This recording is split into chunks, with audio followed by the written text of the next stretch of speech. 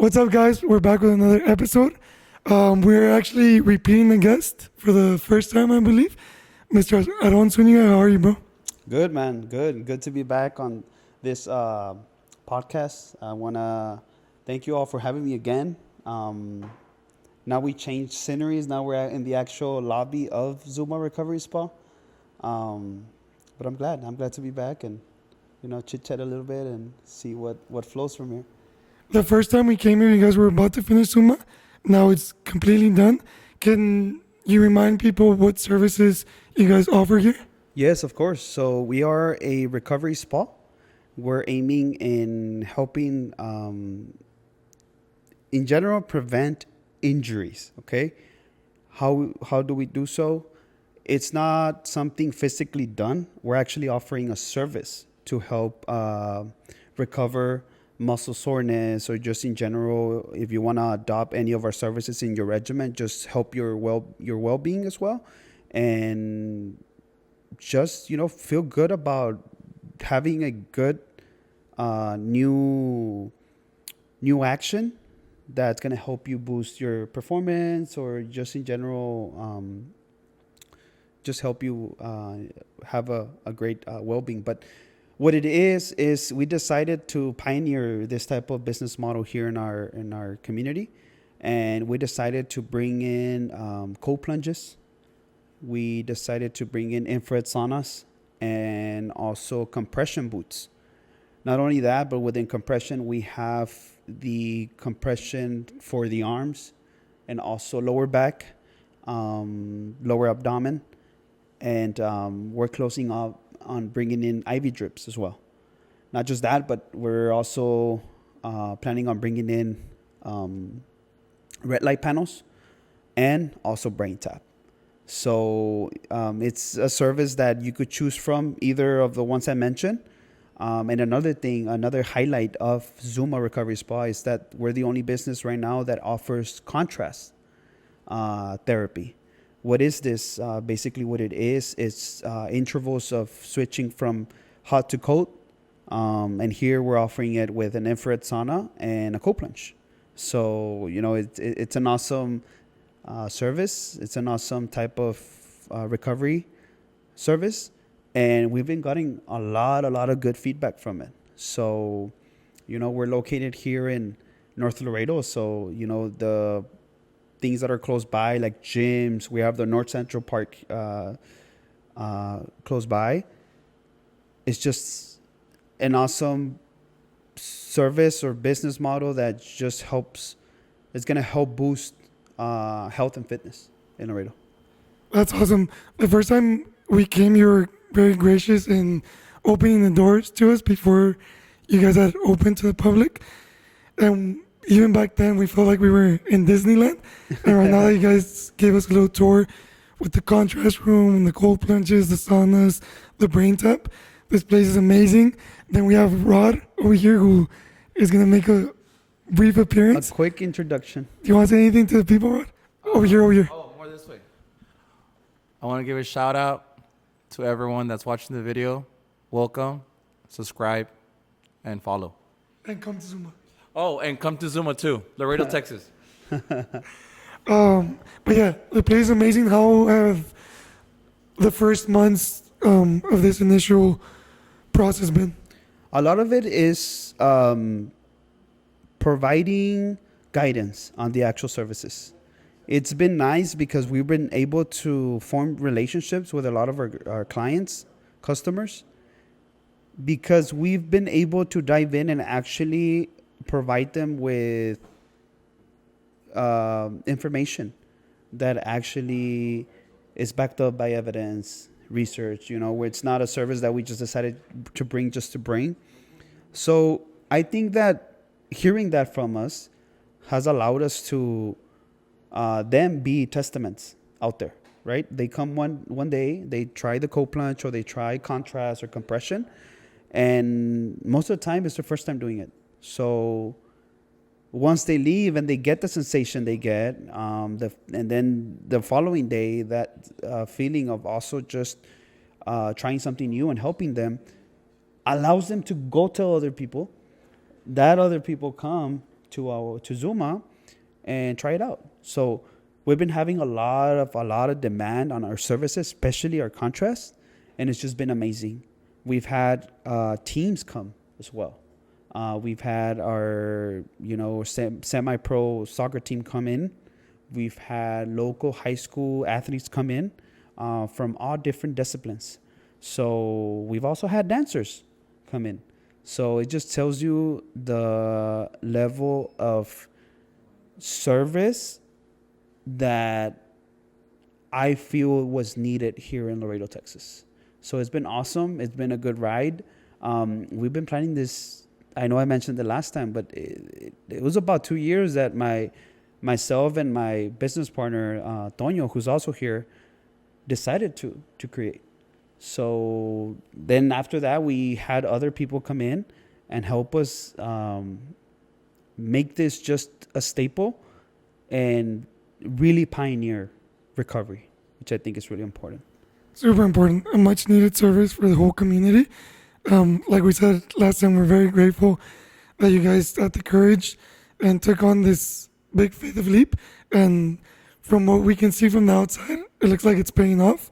And I'm sure it's going to continue not only to provide a much needed service for the community, but also for you guys to be able to expand on such a great concept. So thank you and all the best. Last time we spoke about Zuma, the science behind the modalities that you guys offer. Today we want to focus on Aaron Zuniga. I know you have a master's in kinesiology. There we go. Yes, Thank correct. you. Can you describe more of your background and some of the projects you have going on right now? Yes, of course. So a little bit about background and educational background. I got a bachelor's degree in psychology. At first I didn't know what I wanted to do. And a lot of people wanted me to choose other majors that really did not resonate with myself. So I chose psychology. I fell in love with psychology, fell in love with what it just encompasses, and just learning about our behaviors, our actions, and what we deal with every single day. My ultimate goal was essentially to go into the field of sports psychology. Time passed. I graduated, worked in the mental health side for 3 years, and wanted to, embark that optimal goal, which was to get a degree within sports psychology or sport and performance psychology. But it wasn't going to be easy. Unfortunately, I didn't get admitted at first to my doctorate, so I needed to reroute a little bit, and I decided to get a master's, and that had me move out of my city for 2 years, but I had to do what I had to do in order to accomplish my dream. So I went on to the Valley in Laredo. In Texas, South Texas, to be exact, Edinburgh, Texas, and got my degree in kinesiology with a concentration in sports management.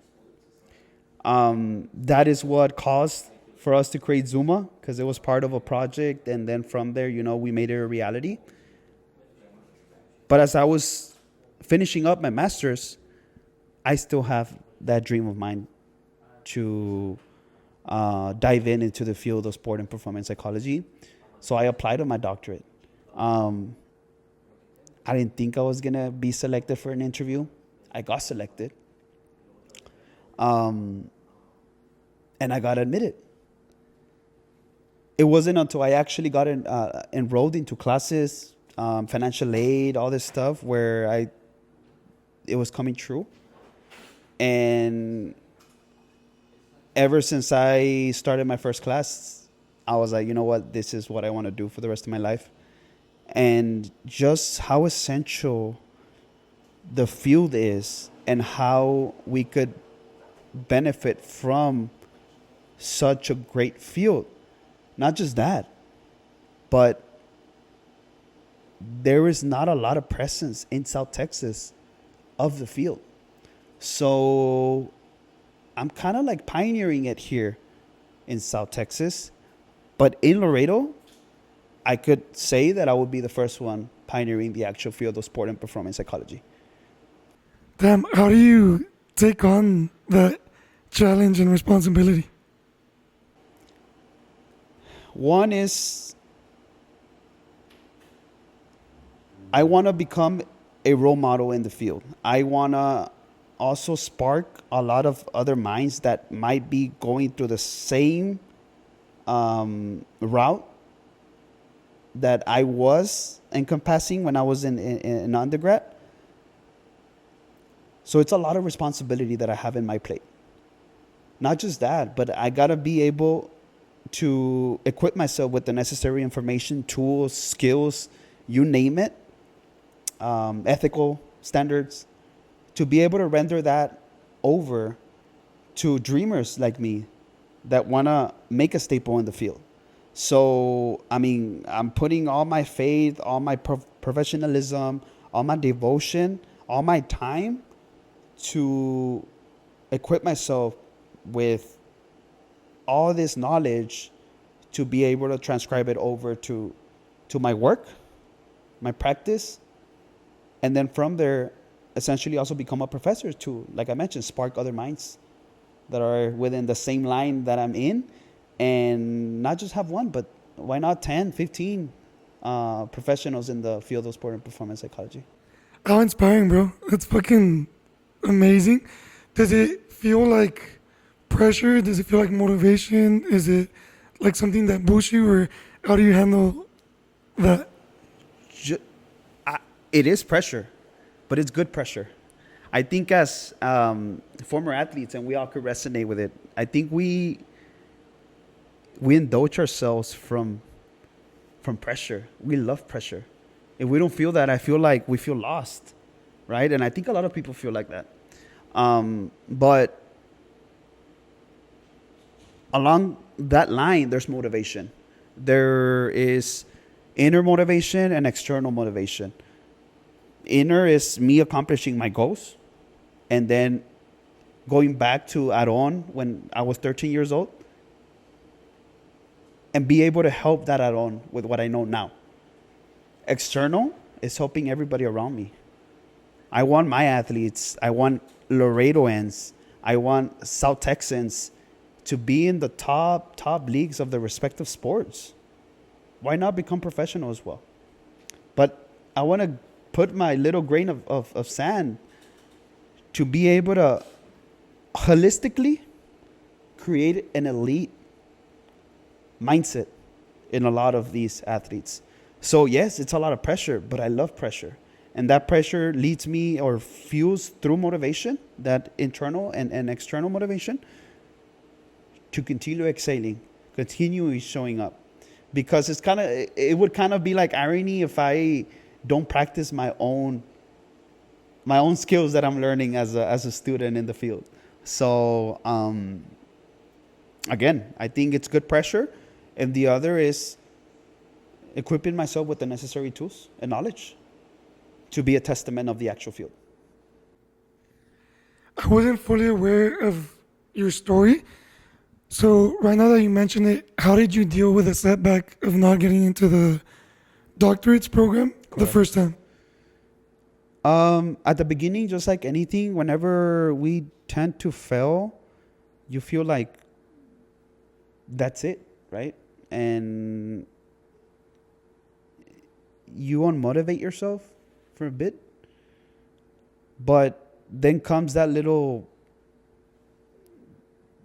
voice behind my head that tells me, hey, man, it's okay. This is, it's okay to fail.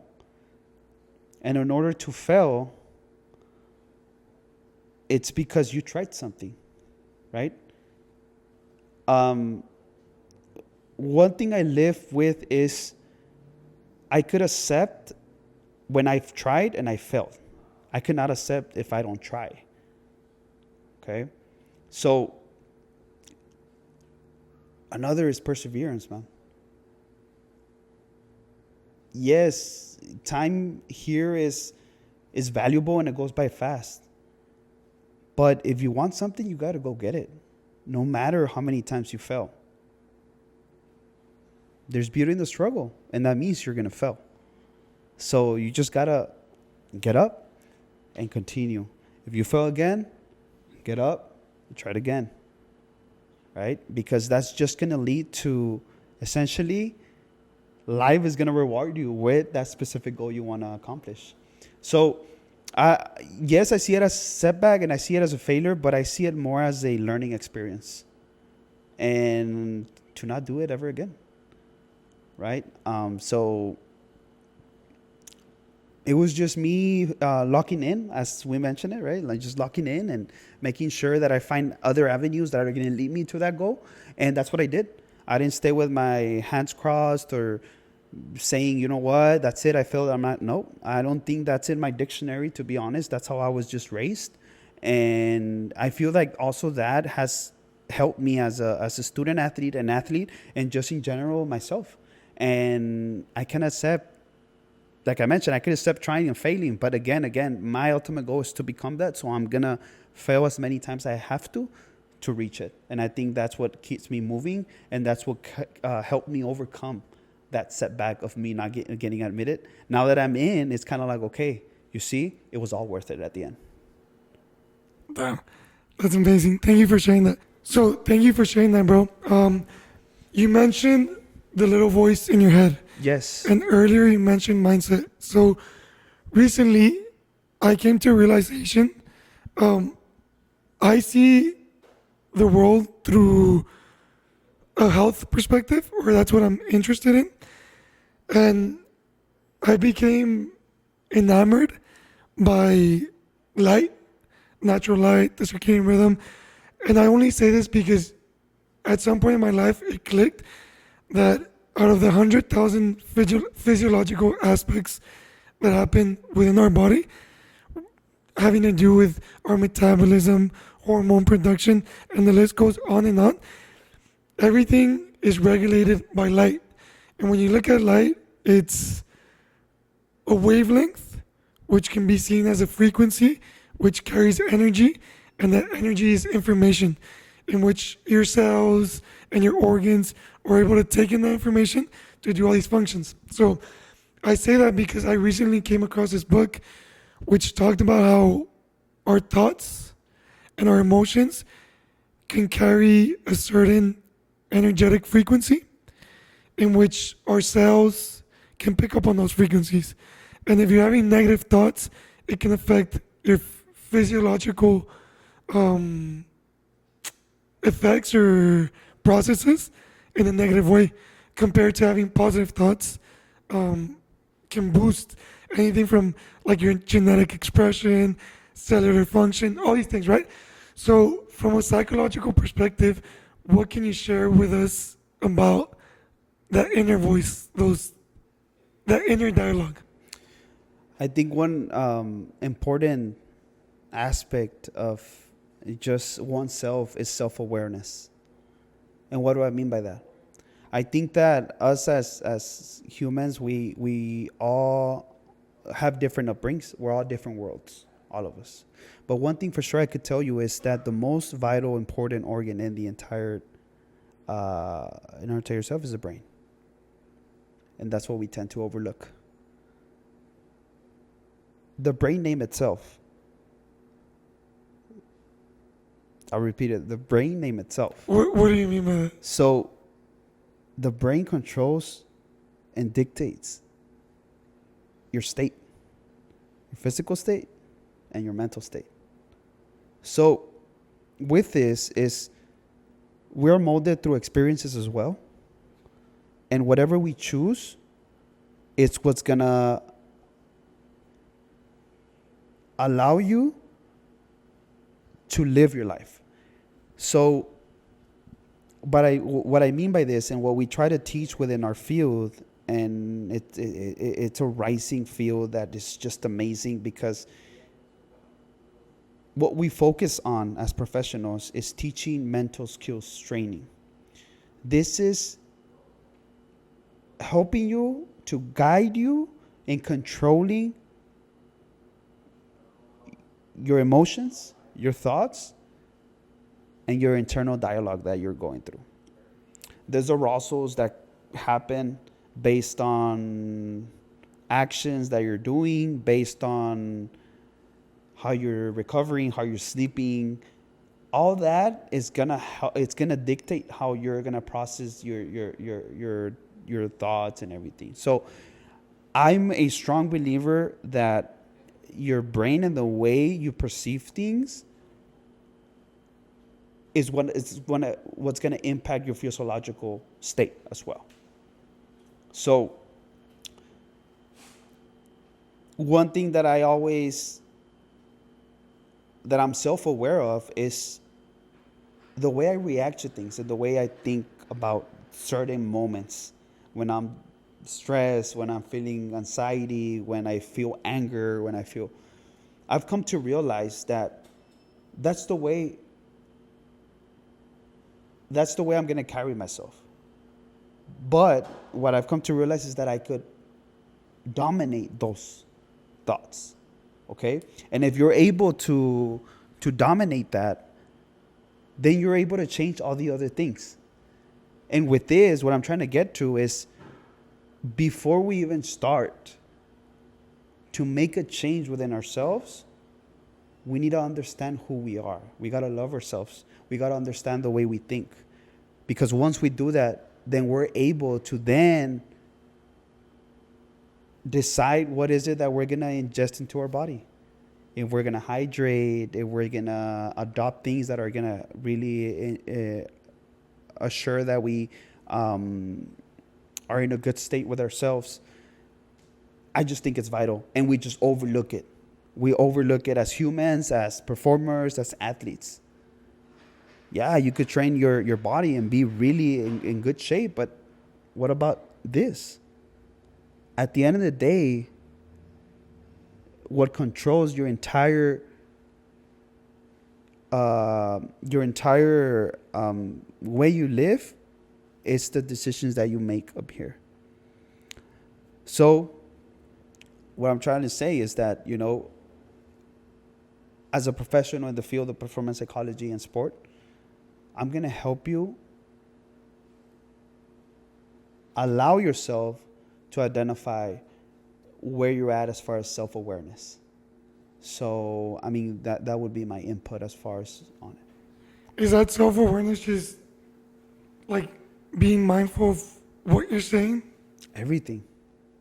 What you're saying, why you're reacting the way you're reacting, why is it that you're getting mad at this specific thing? Why is it that... I'm going to give you an example. I always say this.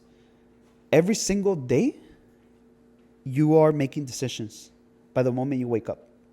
Okay? You make a decision if you're going to snooze your alarm. You're making a decision if you're going to brush your teeth. You're making a decision what you're going to wear. So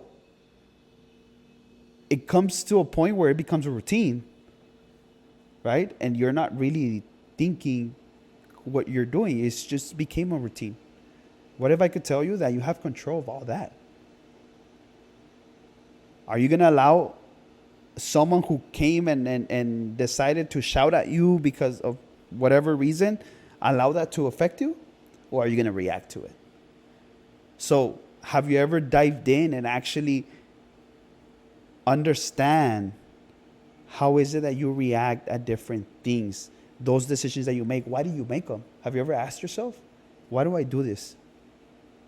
So once you gain control of that, I could assure you that you're just going to enhance just your life in general, not just performance-wise, just in general, because then comes discipline, but now it's good discipline where you're aware why you're doing what you're doing.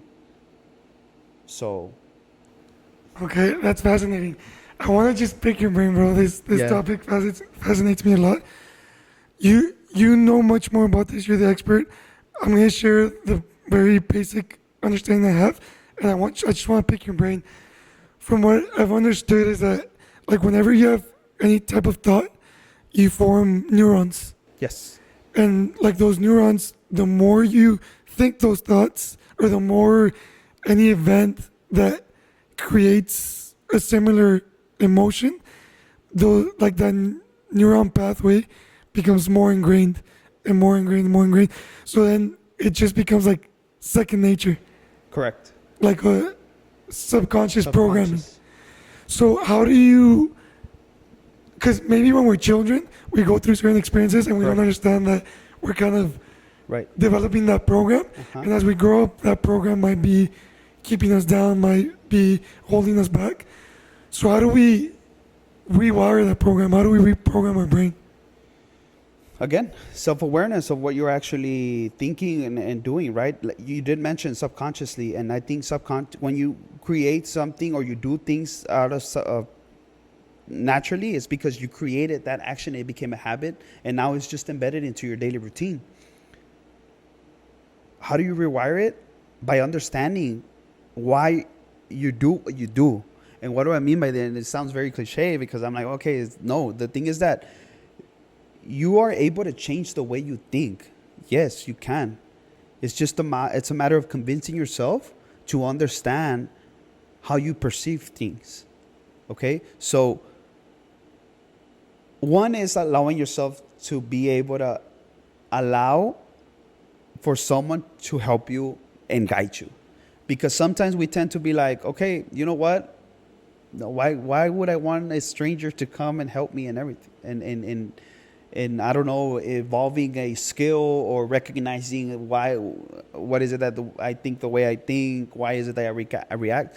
But in general, these professionals are trained to guide you and help you ask questions to get concrete information or vital information that's going to help you lead into changing the way you think.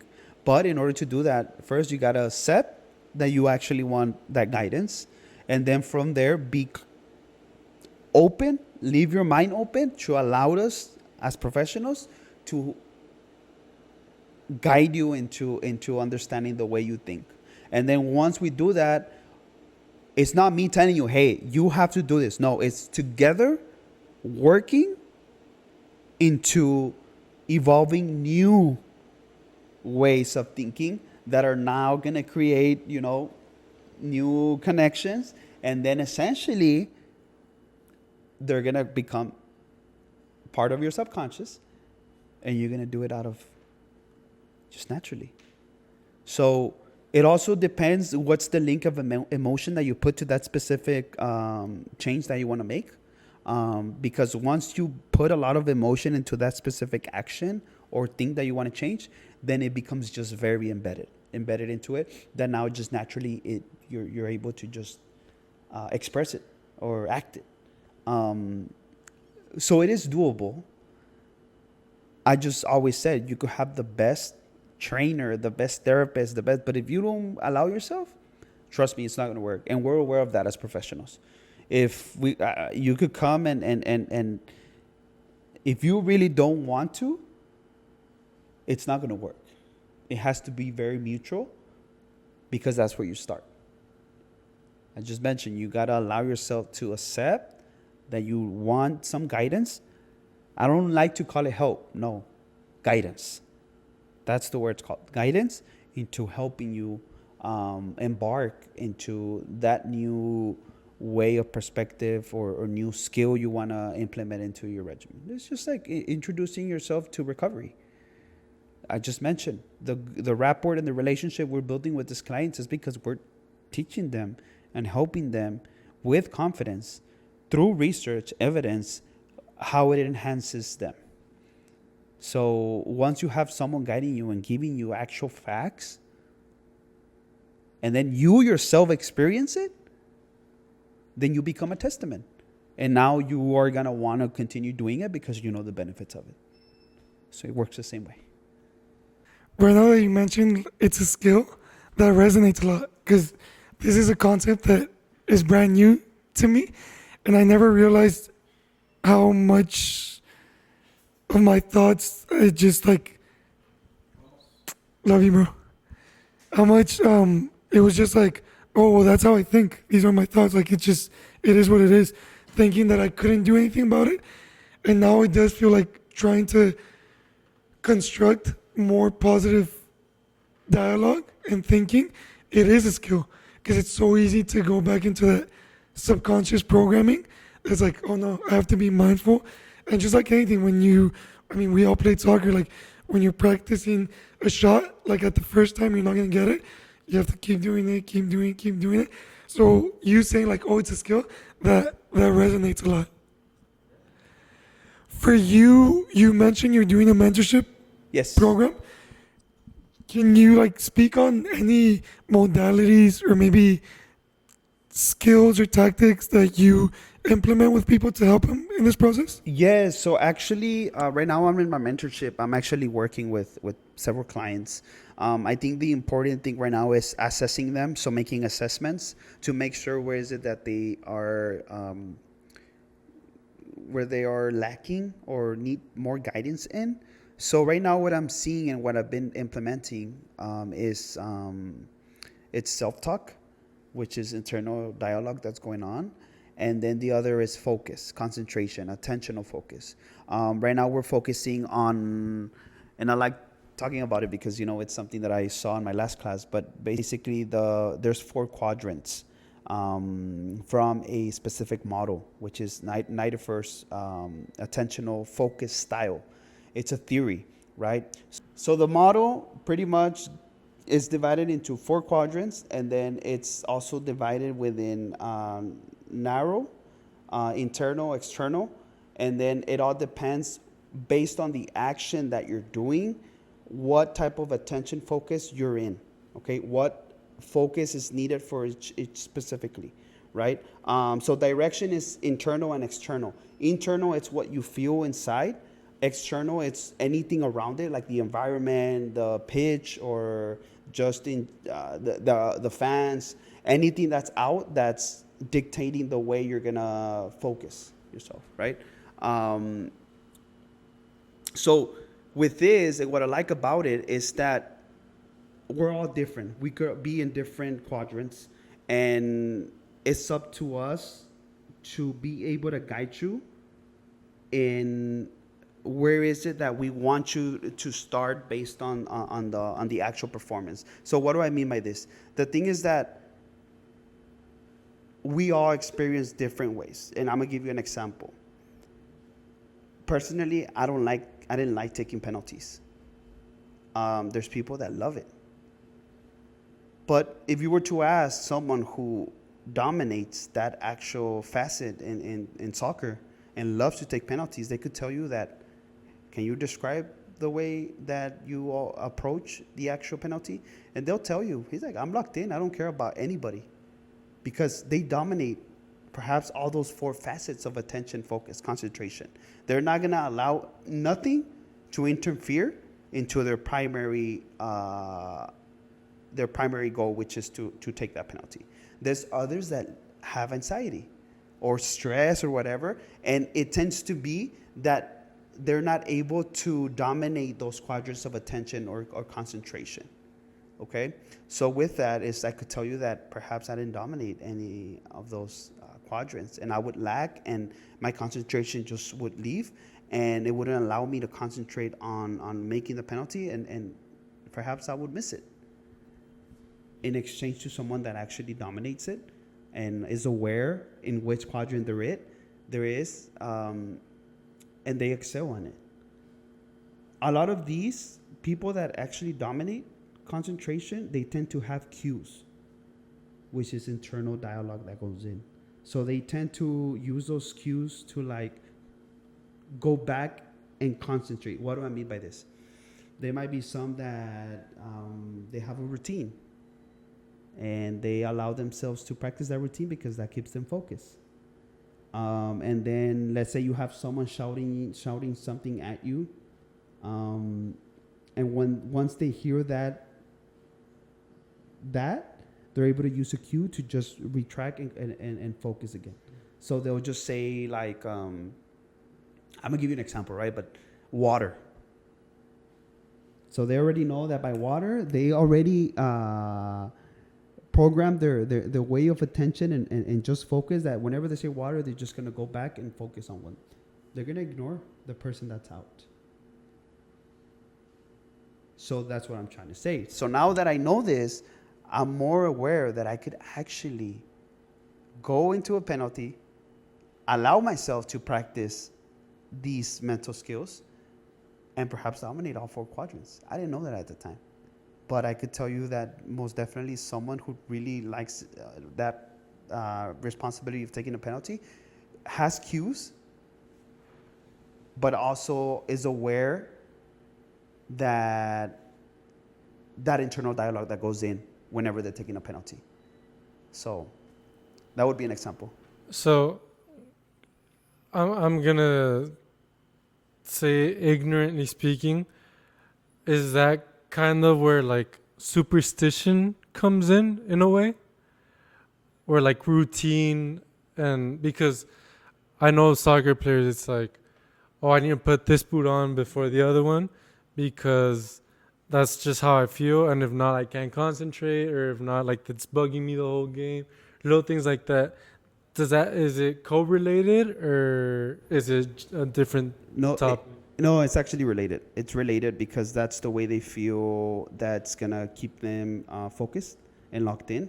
So I mean, yes, we see it as soccer players. We see it that sometimes, there's people that before they enter the field, they jump twice or back and forth, or they put or they're changing and they put their left shoe first and then the right one and if they don't, they just lose track and they feel like they're going to have a bad game or anything.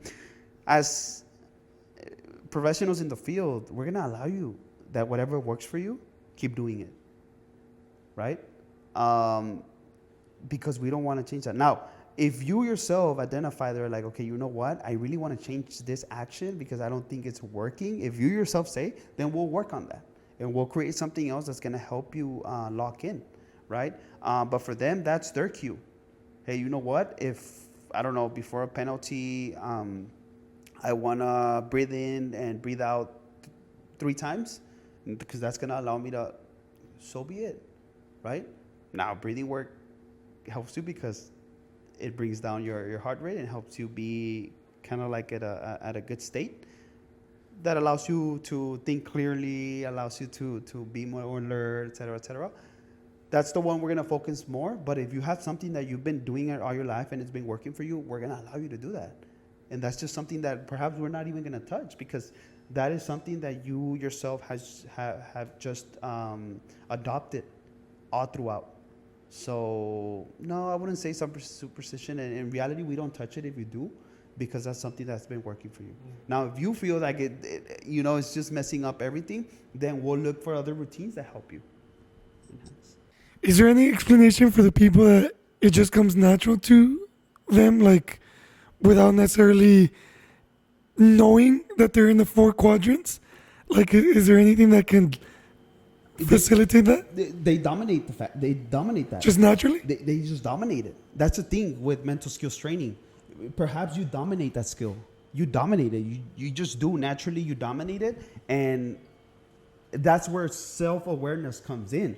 Are you aware that you dominate this skill? So once I help you identify it and be self-aware that you dominate that, then let's allow other mental skills training that are just going to help you enhance more your performance. But yes, there's people that dominate these skills, and I see them now that I'm studying this, and I'm like, wow, I wish I could dominate like that. It's an acquired skill. You can learn these skills. This is something that it's not, something that you have to induce yourself into. It takes practice, but it's an acquired skill. You can learn these skills. So, I mean, yeah, in general, there's people that naturally just dominate them. Like, you have no idea. But if you really just want to up your game, allowing other skills be embedded into it, hey, you're going to be untouchable. Just in general, you're going to allow your performance to just boost. Now, I don't like calling it perfection, but close to perfection. Because you're really, really, really self-aware of what's going to be your reaction at certain moments of the game. But yeah, there's people that actually do not dominate it, and they're not aware that they dominate that skill. Trust me, there's a lot of people. And it seems like there's people that don't dominate it and are also unaware. So right now we're talking about sports, but before we started recording, you told me we're all performers. Correct. Like we played soccer and we performed in that sport, but nowadays, like you and your business, us with the podcast, or someone that is the owner of a company that's a manager, I would even say like a parent that's leading younger generations. So, what are the implications, or how can someone that is naturally a performer, even though they don't realize it, like, how can they become aware of, like, oh, this makes me anxious, this stresses me out, so they can apply the guidance or the tools that you provide and turn that into like a superpower rather than a hindrance? So yes, and you made a great point there, because as I mentioned previously, we're all performers, and the thing here is that they all are led by actions, and before action, they're thoughts, right? So the thing here is that not just athletes are performers. You're performing right now. Being able to provide or do a podcast with coherency and be able to ask the right questions, or just, you're performing. And I don't know if you're nervous. I don't know if you have anxiety right now. I don't know, right? You might be going through it. But the thing is that we are always going to have external stressors going in our mind. I mean, I don't know what you're thinking right now. I don't know if you later on you have something that you're stressing about. I don't know this. The thing is, you're always dealing with external stressors. And what I always say is that you got to focus at the moment where you're at right now. You got to leave out everything that has nothing to do with the podcast. That has nothing to do with you actually carrying a good conversation. So with that is, if you are dominating your actual work, but you are just lacking in concentrating and in managing anxiety, managing yourself to just perform at an optimal level, then it's ideal for you to adopt mental skills training. Now, if it's affecting you and then just in general, just your overall well-being, then that's more like mental health, right? But over here is you're dominating your life, you're doing good in life, but you're lacking a little bit on your performance through anxiety, through stress, then ideally I would really, really recommend just mental skills training. And it's for everybody, even doctors, even lawyers. You gotta be, if you're self-aware of the way you think and you do things, you're going to be successful in whatever you are performing, whatever your facet is, or whatever you decide to do. Chefs are also performers. You got to be able to keep composure, have concentration, have good self-talk, positive self-talk, have goals, be able to deal with setbacks, because once you dominate that, you're going to be at an optimal level. So, it's just in general, being self-aware and allow yourself to know that there's still skills that you could implement into your daily regimen, or there's skills that you already dominate, but you in general just want to continue elevating yourself as a person or as a professional, you could do so. So everybody's welcome to learn mental skills training in general. And that's the thing. A lot of people don't know about the field. And, it's going to be hard to break those stigmas, to break this. We're not dealing with mental health. We're dealing with people that want to enhance their actual performance and action.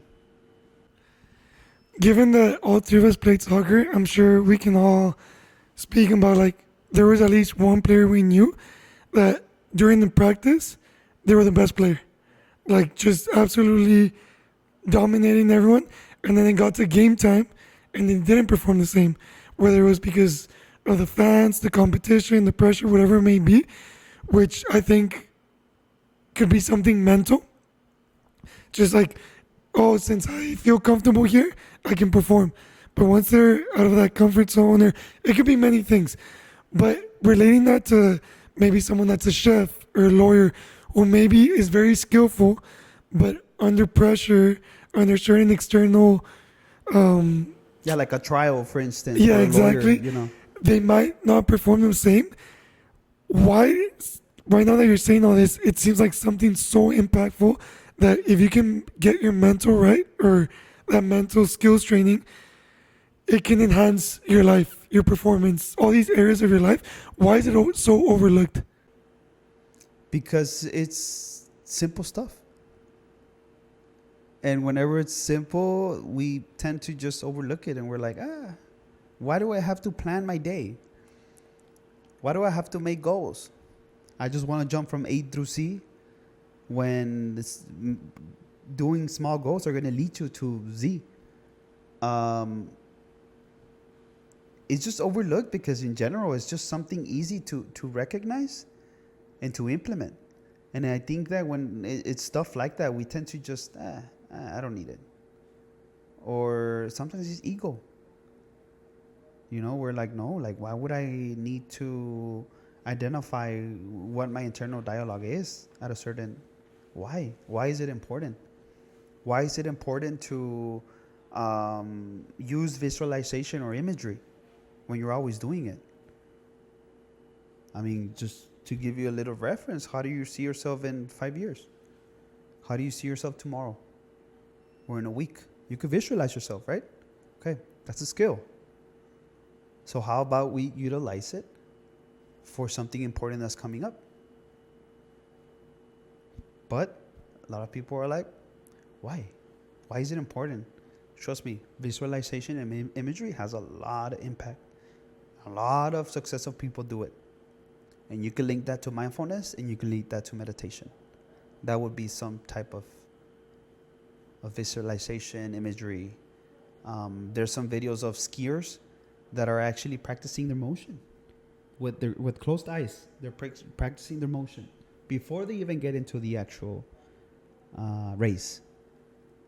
Why? Because they're already conditioning themselves, seeing themselves winning, going through that challenge that's gonna be arising at that turn that you do.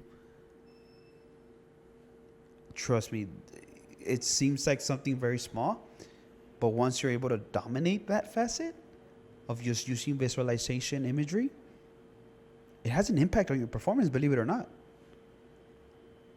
See, and maybe you could tell me right now, damn, I do visualize a lot and I do a lot of imagery. Okay, you could actually condition yourself to actually allow yourself and prepare yourself to what's coming. And then with that, you could use goal setting, you could use self-talk, you could use all these mental skills that I'm talking about. And with that, you're going to be successful. So It's really cool you mentioned that. I think whether we're aware of it or not, we're all exposed to it. You see this like with pharmaceutical commercials. yeah. They use imagery and they evoke. They also use like certain music that can evoke certain Yeah. emotions, and we think like, oh, how is visualizing gonna? Not me. I'm Yeah. fully on board, but how is this gonna affect me? And you look at these commercials, and they'll show you like a very drastic image of someone in pain, someone suffering. So that right away is like, oh shit, evokes certain emotions. And then they use music that evokes or reinforces certain emotions. And they use statistics like 1 in 3 people are gonna suffer from this. Could you be suffering from that? And then you start like subjecting yourself subconsciously to all these things. So if it happens in a negative, or why couldn't we do it in a positive way, in a more aware You're state? spot on. You are spot on. It's crazy, but yeah, that's a great example. But yes, you know, you. I never thought about that. It's true. Like, yeah, it's crazy. I could picture myself. It's crazy, but you hear all these successful people when they interview them, and sometimes they make like small clips of being obsessive of them winning and being successful. That it happens because they believe it and they visualize themselves doing it. And every time they show up to practice in the game, they've already visualized themselves excelling along with other skills. And then your natural talent, which is actually playing the sport or performing what you're good at, your art, you call it. But yeah, you could dictate yourself into actually becoming the center of your whole self. And once you dominate that, and that's what I mean, is you're unstoppable because you're not going to allow external things to affect you. Yeah, there's a lot of things we cannot control. So one thing is control the controllables. And what do I mean by this? Yourself. You could control the way you feel and the way you're going to do an action. You have control of that. You don't have control of the weather. You don't have control of the dim lights. You don't have control of the grass. You have no control of that. So, but once you have control of yourself, you're able to go and face anything. So it's just a matter of changing that little chip through mental skills training. And then from there, you trust me, it's going to allow you to just dive into yourself in a marvelous way. I'm loving this conversation, bro. I'm a firm believer that we create our own reality. Obviously, there's external sources that we can't control, but at least for me, in my experience, I feel like most of my life, I never thought twice about my internal dialogue, about what I was feeding my mind, my brain.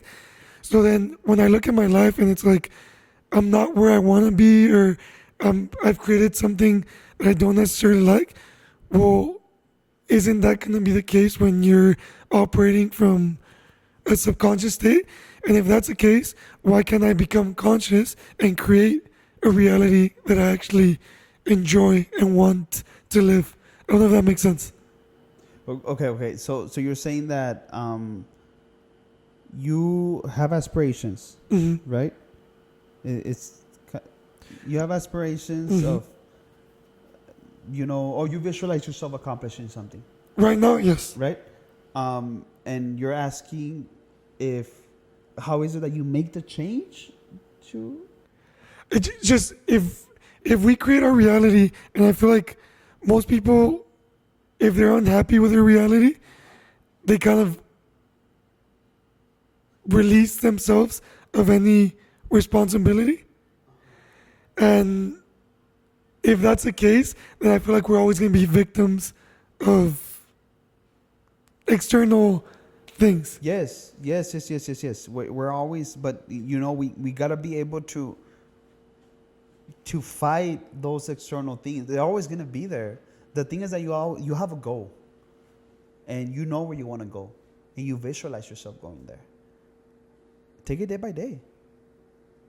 Because overthinking is anxiety, and that also hinders your progression into what you want to do, which then starts declining your possibility to achieve what you want to achieve.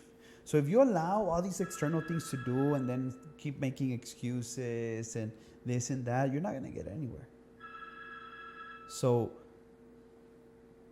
in that point, is my advice is continue to have control of your thoughts and ignore the external things. Yeah, they're always going to be there, but being able to cope with all these stressors are going to help you excel and achieve anything you want to do.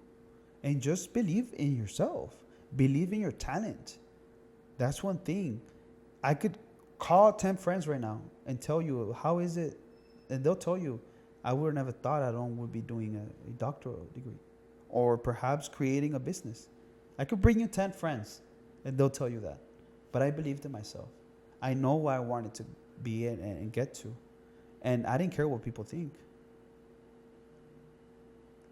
I focus on my actual self and I visualized myself in 5 years, and I knew what I wanted to do, and I'm just flowing with it, step by step, day by day, and being patient, because hard work does pay off. And just that, don't care what people think, don't care what they say or anything. If you feel like you want to continue doing what you're doing, do it. Don't allow anything external to affect you. It's going to be there. Yeah, that's beautiful. I was trying to share like an empowering message, but what you're saying and what I was trying to say is like, for example, there's a quote by the psychologist Carl Jung, and he says, "Until you make the subconscious conscious, it's gonna dictate your life, and you're gonna call it destiny." Like, and I realized that in my life. Like, I didn't stop to think about what that inner dialogue was really about, and most of the time it was negative. And then when you stop and think about it, it's like, oh, if my life isn't where I want it to be yet, I probably have something to do with it. And then you start becoming conscious of that, and then you use these tactics like positive inner dialogue, visualization, and it almost feels like coincidence, but it's you just creating from a more conscious state. Correct. So everything you're saying is kind of Yes, like yes, yes. reinforcing that. Yes, yes, yes, yes. Okay, yes, of course, yes. And like I mentioned, part of the guidance is to recognize your subconscious and your conscious. And what we want to do is we want to bring that subconscious, the positive subconscious things that you have, to embed it into your conscious, where it just becomes very natural that you are content with yourself. Because sometimes what we tend to do is we try to create. We force ourselves to get ahead of ourselves. But the thing is that we gotta be able to just recognize and from there form a framework that every time we're moving in life every single day, we're content. We're content. That's why it's really important to allow yourself to dive in and really know what is it that you're thinking. And once we do that, man, trust me, any skill you want to embed, any new habit you want to put into practice, or knowledge that you want to obtain from a book, it's going to allow you to have a clear mind to do that. Sometimes we don't do that, and we lack it. We lack, and it hinders our performance, and it just hinders everything. You mentioned like mental health, and you've also mentioned mental skills training. Yes. Is it fair to say, obviously both of them have their value, both of them have their place in time. Mental health could be maybe someone's dealing with whether it's a loss or a traumatic event, whatever it is, and they're wanting to get out of that state. And mental skills training is it more like wanting to optimize your performance, your life, general well-being? Is that fair to say? Yes. Okay. Yes, it's spot on. Yes. And I've experienced this within the health field where it's like, oh, I'm not sick, I don't have a disease. Why should I even care about that? Why should I seek for guidance? And I think it's kind of a limiting belief because we all deserve to live this experience at the highest level. So what would you say to people to encourage, like, oh, even if I'm not, it's because I don't need mental skills training because I'm not depressed or I'm not sad, or do you ever come across any of those thoughts? Yes, and I think just the field in general, that's the psychology field, and just what it focuses on. There's a stigma around it. There just is. It's like sometimes we're very egocentric that we really don't feel that we need it. But I mean, why do we go do exams every single year, medical exams, to check what? Your health, right? The same should be for mental. Doesn't mean you have something. It does not mean that even just going out there and being assessed by a psychologist or a case manager, or it doesn't matter where you're going. I feel like everybody should just go and just get assessed, because then you're gonna be able to recognize where you fall as far as a mental state, right? So yes, there's gonna be people that are gonna be like, you know what, I don't feel like it's necessary. I don't feel like. I just invite you to just go to one session. Now, don't go force. No, in our field, we don't force anybody. No one. Just in general, in the psychology field, counseling, clinical, we're not going to force anybody. Because like I mentioned, I could be the best therapist ever. But if you really don't want help, or you're forced to, you're not going to take anything I'm saying. So it's just be open about it. Allow it. It's just like you go and do your medical exams every single year. It doesn't hurt to get a mental evaluation every single year. Now, if something needs to be worked on, then from there, it's our job to guide you and help you into accepting for us to guide you. But, I mean, there are going to be a lot of people that are just not going to listen and just not accept getting guidance. I think there's a huge misconception in both realms. Like, just because you're not in a state of disease doesn't necessarily mean you're in a optimal health state. And it feels like the same, or at least my perspective with psychology is like, just because you're not, and I feel like this is my experience, so I'm projecting myself right now. Just because I'm not depressed, it doesn't mean that my mental state is an optimal state. So these tools and these things that you're talking about, to me, it's like, holy shit, like everything you're saying is like falling on very open ears, and it's resonating a lot. So you mentioned inner dialogue, you mentioned visualization, you mentioned a little bit of mindset. Are there any other areas that you focus on to? Yeah, goal setting, performing states, arousal regulation, which is, you know, where you're at as far as arousal, how do you react, emotions, your identity, how do you, well, this is more for like sport, but athletic identity. A lot of athletes tends to have that athletic identity that they finish with school or sports and everything, and you can't live without sports, so you're not able to. Yeah, I went through it and everything. Are you reading my mind right now? So that's one mental skills training, mental skill that a lot of us deal with, because at the end of the day, I still went and got into a field that has to do with sports, right? But it's a matter of allowing ourselves to accept that perhaps our athletic moments are done. But how do you make up for it is allowing ourselves to grow individually. And then if it's professionally, allow all those skills that you dominated as an athlete, transition them over to your whatever you decide to pursue. Are you practicing right now? Like Taking clients and. So I'm actually, yes, I am, based on my mentorship. So yes, I am picking up some clients because I'm actually now accumulating my hours. So anybody that wants to, I'm actually yes, accepting clients, and it's going to be overseen through my mentor. She's going to be giving me feedback, and just also molding my skills as a professional to help and guide.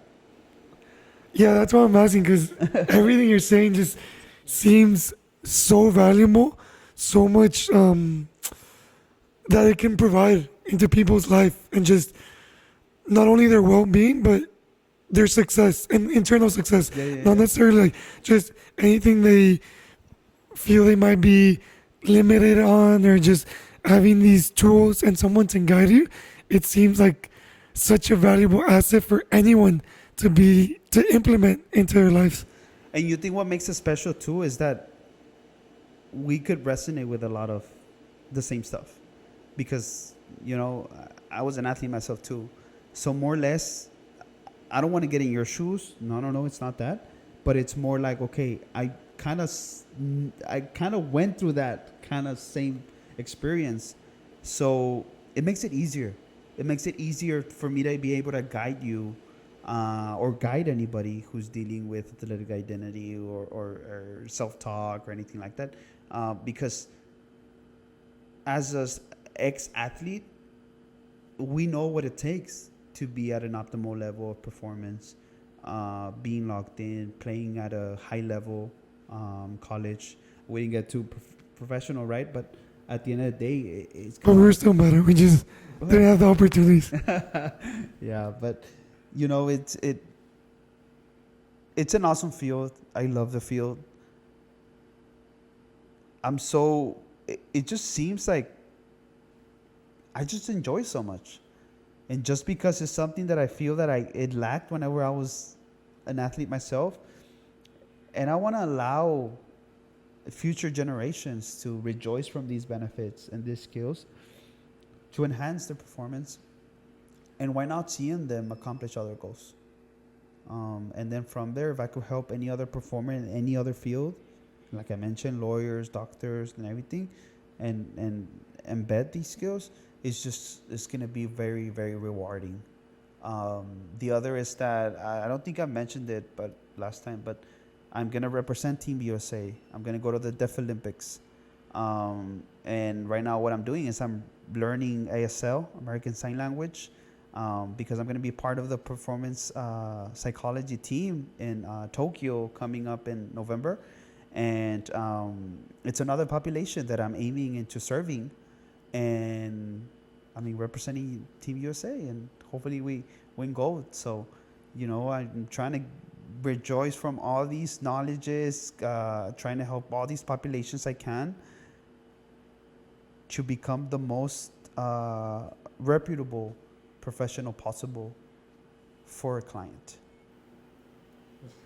First of all, congratulations, bro. Thank you, man. That's huge. That's Thank you. It's so huge. Having someone from Laredo representing, I mean, we had this past Olympics, Jenny La Traviesa, the boxer, Yes. and then having someone in. I won't be performing, but Yeah, but I'll be wait, I will be performing. Sorry, I won't be competing in the actual. But we, like, all of us that played in the sport, we all know how important the coaches are, the physios, like, all of them provide so much value to the athletes. So obviously the athletes are the main attraction, but you being behind the scenes representing Laredo, that's such a honor, and it fills us with pride. So thank you. We'll definitely be cheering on the USA in these Olympics. That's huge, bro. That's awesome. It's hard to learn ASL. I can imagine. But I think it's cool because I mean we dominate two languages already, right? Mm-hmm. Which is English and Spanish. It's a challenge that I decided. Like I mentioned, I love pressure. I just love learning and just doing something within the field to just help another population. Just motivates me even more, right? And when it's something that I know it's hard and challenging, I just enjoy it more. I didn't think I was gonna get selected. I got selected. I've been meeting with already people that played professionally, already played in different Deaf Olympics, Paralympics as well. So it's just awesome to learn about all these elite athletes that play D1, play professionally, and they're deaf. And just hearing their stories just motivates me even more because it just tells me that, there's no limitations into how powerful the body could be. But not just the body, but the mind as well. And knowing that, they're gonna, that specific population also receives mental skills, just tells me of the respect the field has, and creating a team to be able to provide them with mental skills over there in the Deaf Olympics. It's just, I still can't even measure the dimension of opportunity that I have, and it's just awesome to be able to represent my city, represent my family, represent my school, and just Team USA, my country. That's amazing, bro. Yeah. We might have to tag along with you to. Is it? Did you say it's Japan? Japan. Nice. Yes, Tokyo. it's Japan. Japan. January. Sorry, January. November. November. Sorry. Yeah, man. It's crazy, you know, whenever they started speaking about where we're staying, how is it that it's so surreal, right? And then learning and then being just this in the meetings with the committee, and it's just awesome. And just proudly naming Laredo, just South Texas. Hey, I'm over here, right in the border and everything. They're just like, wow. I mean, they don't know where Laredo's at, but But they will. But they will, yeah. And it's just awesome. It's an awesome feeling. It's an awesome opportunity that God provided me with. So I'm taking advantage of it and equipping myself with the necessary tools to help them, and then essentially help any potential client. I think it's not that I think it's just a testament on your commitment, dedication, and just everything that you invest into this area that is so significant in so many different ways into people's not only performance but well-being. Because opportunities like these, and experiences like these don't just fall in your lap. So to have that experience, it's just a testament of everything you are, everything you stand for, and the commitment you have to this art. So congratulations, bro. That's Thank huge. you, man. Thank you. Appreciate it. What it is, it's divided into 4 quadrants, right? It's narrow and broader. Okay, so narrow, what it is tunnel vision. So basically, you focusing to a specific target that you want to do. That's what narrow is. And then broader is basically through a lens. Let's say a camera lens is you still not focusing it, and you're just seeing the entire scenery. That's what width is, right? And then direction is internal and external. That's what it is. So yeah, depending on where you fall in the quadrants is where you're dealing with your attention, focus, your concentration. One of the quadrants pretty much focuses on your entire feeling of it. So let's say you're about to take a penalty. One of those quadrants will allow you to, that's the moment where you breathe in, breathe out. You probably got hit a play before, and you are able to sense the pain of that kick before, just your entire senses. Another is yourself already selecting where you're gonna shoot, and then the other would be just identifying in general the environment, the fans, the grass, the ball, that has The weather. everything, the weather. And then the final one would be the actual action, Okay. where you actually kick the ball, and then so those are the 4 quadrants. I was talking to a friend of mine getting his master's in psychology, not in sports, but he was telling me how like identifying archetypes and certain behaviors makes not only a diagnosis but also knowing what tools to implement so much easier, and it just like provides so much clarity. And it seems like this is along those lines. Like if you can identify the quadrant, you can help Yeah. the person. Yeah, of course. Yeah, because I'm able to go with you, or you describe to me, okay, this is the way I actually approach a penalty or a decisive moment. This is what I feel at this moment. This is what I feel in this moment. This is what I feel at this moment. Okay? Where are you at that you know you need extra attention in? Okay? So we want to know which quadrant you're at, which ones you're only doing, because it could be that you only do 1 or 2 and lack the other 4.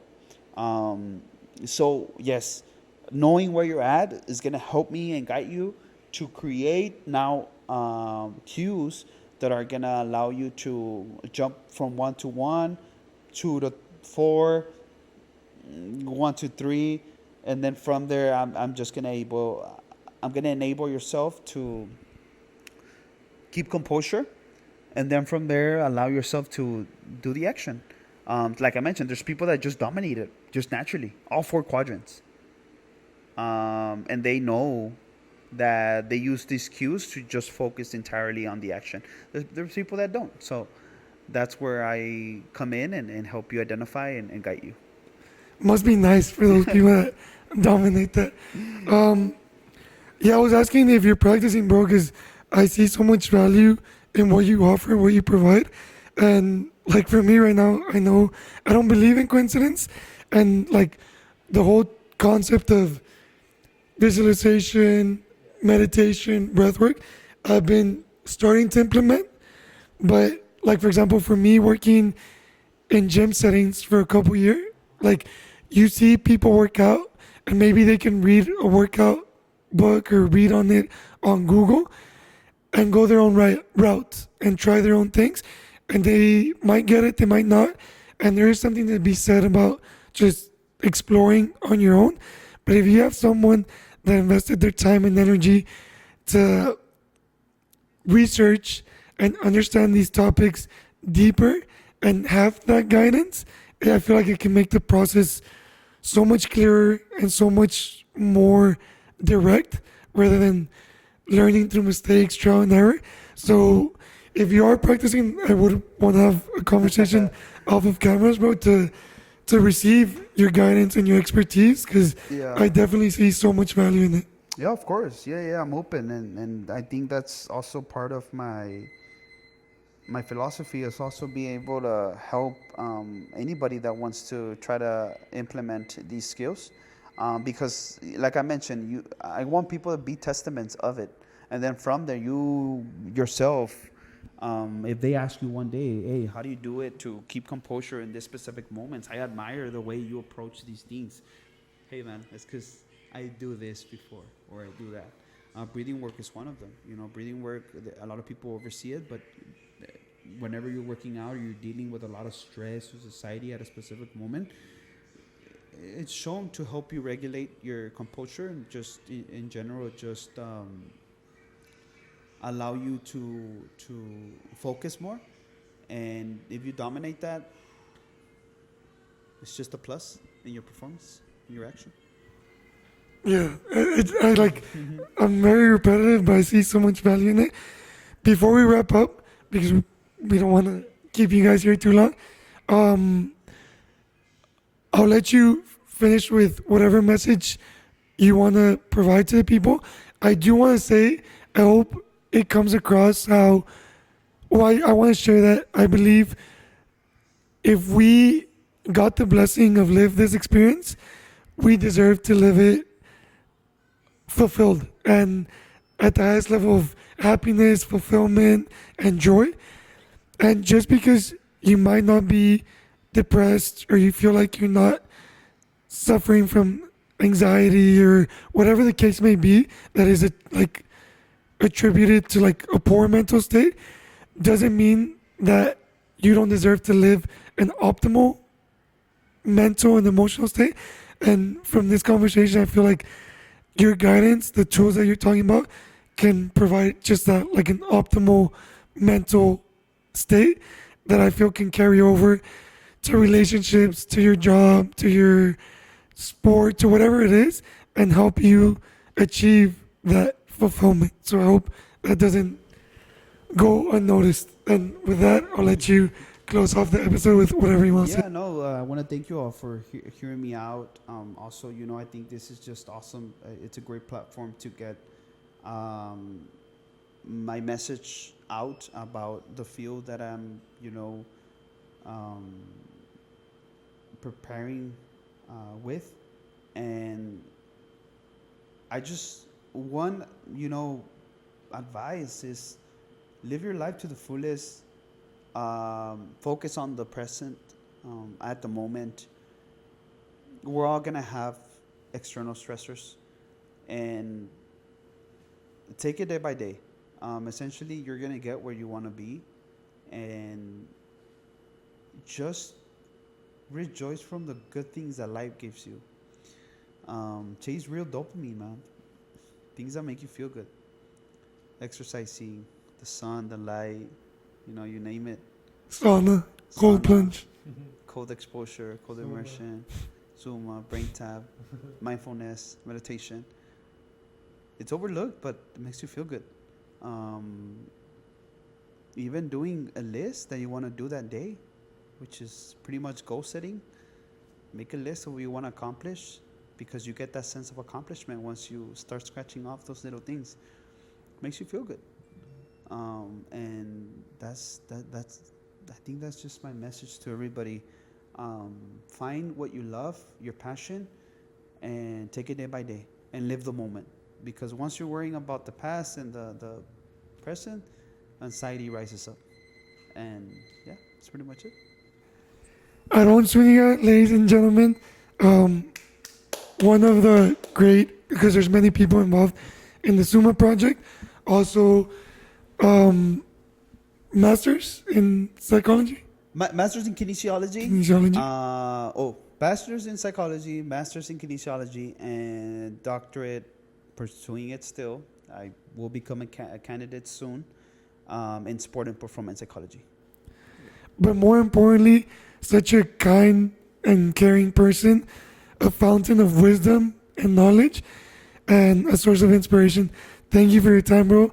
I hope we can, if you're up for it, we'll definitely record part 3 whenever of course, yes. our schedules align again. Yes, and I think part 3 would be awesome because essentially I'm able to share more stuff about the upcoming Deaf Olympics, and then also just the clients, or not the clients, right? I can talk about the clients, but it would be more like on the skills and the progress that I've seen of the actual,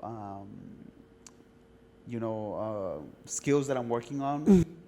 And then from there, why not talk about the experience just in general? Okay. Isn't awesome? Well, in part 3, we'll set it up. Yeah.